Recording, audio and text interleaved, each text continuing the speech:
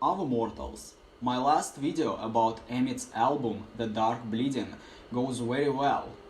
Thanks to everyone who watched it, pressed like, left a comment and subscribed to my channel. I hope you're doing alright. Merry Christmas and Happy New Year! Now let's discuss Dungeon Synth and Black Ambient. This time don't take any cookies and milk, leave it for Santa. If you are a Dungeon Synth and Black Ambient cultist, I have some cool advice for you in the end of the video. Dungeon Synth and Black Ambient are awesome additions to black metal. Those genres are proving how talented the black metal musicians really are. Being good in one genre is one thing, but contributing something new and original into other genres is a completely different thing. Often, the black metal musicians can create something more atmospheric and deep than many electronic artists. With all due respect, I would even say that they can easily compete with the established artists like Brian Eno, Aphex Twin and Boards of Canada.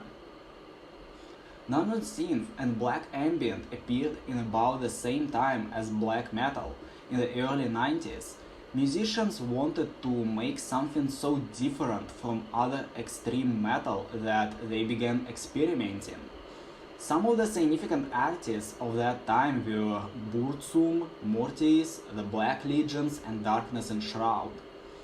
The process of creating such music is simple.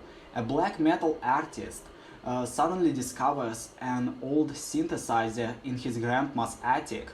He takes it as a sign from above. A sign from below. And then he decides to try something out with it. He records it on the shittiest cassette recorder he could possibly find and pam pam pam, a Dungeon Synth Black Ambient masterpiece is ready. What's the difference between Dungeon Synth and Black Ambient? Dungeon Synth is a music genre which is based on the fantasy and RPG theme. Early Dungeon Synth was inspired a lot by stuff like Lord of the Rings and Dungeons and Dragons. It has a structure and you can hear the instruments in it, mostly it's synthesizer. Black Ambient is more abstract and experimental fruit. Basically, it's a dark ambient with the influence of black metal, more like dark ambient on steroids. It has a lot in common with ritual and industrial music. Back in the 90s, many Dungeon Synth and Black Ambient musicians didn't make any official full-length albums. Usually it was the demo tapes that lasted like full lengths. In 2000s, Dungeon Synth and Black Ambient began stagnating and fewer artists played such kind of music. Those genres were awakened from the slumber in 2010s. Then people started separating the Dungeon Synth and old school Dungeon Synth. Dungeon Synth is made until nowadays and the old school Dungeon Synth was made in the 90s. Some modern artists try to go old school and recreate that 90s sound. What about the Black Ambient? Its history is similar because those genres always walked hand in hand. The only thing which is different is that the Black Ambient was rediscovered much earlier, in the 2000s, thanks to the Black Legions, who became popular in those times when people were discussing them on the internet forums. You can also thank the internet for the resurrection of Dungeon Synth and Black Ambient, otherwise it would be lost forever. I've seen such an opinion on the internet that Dungeon Synth and Black Ambient are like a retarded cousin of black metal.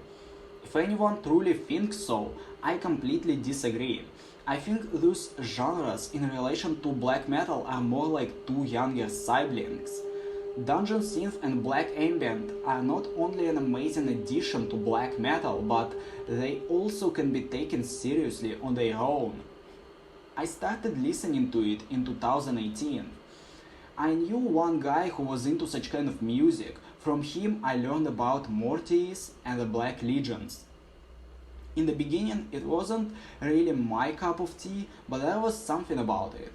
Back then, I also started getting into the folk, medieval, and classical music, so back then I considered dungeon synth and black ambient a good addition to my music knowledge. The first 3 albums that got me interested were Third till Herske by Mortiis, Hexerei im Zweilicht der Finsternis by Aghast, Necrocrafter by Hexentanz. These 3 albums are classic. They are not entirely dungeon synth and black ambient, but are still good albums to start with. What else would I recommend to listen? Anden som gjør det Uproar by Mortiis, 1994, As Shadow Kingdom Comes to My Sight by Lamentation, 1996, Enchantment of the Ring by Secret Stairways, 1997, Slow and Heavy by Diplodocus, 2019, 5 by Darken Wood, 2019. As a conclusion, I would like to give a little advice to all of those who enjoy dungeon synth and black ambient. If you like this kind of music, don't stop on that. There's a lot of great music that you would be interested in as well. I would definitely recommend to check out industrial music, especially martial industrial. Martial industrial is very similar to dungeon synth, but it's about the militaristic theme. If you're into military aesthetics, you need to give martial industrial a shot. You also would be interested in black industrial and death industrial. Black industrial is influenced by black metal, and death industrial has a lot in common with doom metal, because it's very monolithic, slow and heavy. From black industrial, check out Nordvargr and his projects, MZ412 for instance. From death industrial, I would recommend Brighter Death Now. This is gonna be a bit more surprising, but if you're into dungeon synth and black ambient, you will also enjoy some classical music.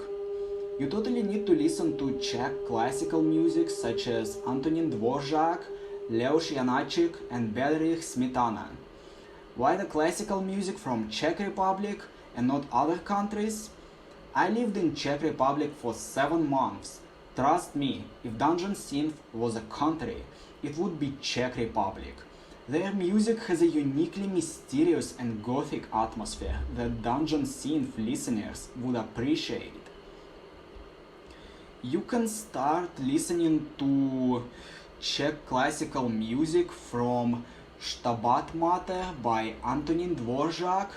It's an hour-long piece with a tragic background. It was composed by Dvorak after death of his daughter. This piece deserves your attention because it's amazing and deep. Sure, it's long, but for you it would be like listening to an album.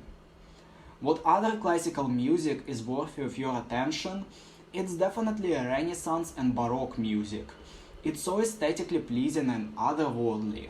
When I listen to it, I feel like angels are talking to me. It's especially awesome to listen while walking around the streets of Europe and observing the traditional architecture, nature and the sky. Here's the small list of composers to start with. Giovanni Palestrina, Josquin Prez, Francesco Cavalli, Domenico Scarlatti and Giovanni Kapsberger. I hope this will help you. If it was, press the like button, leave a comment and subscribe to my channel to help it grow. Also, don't forget to press the bell of Satan to don't miss the new videos. Again, have a nice holidays, Merry Christmas and Happy New Year. Farewell, stay out of hell.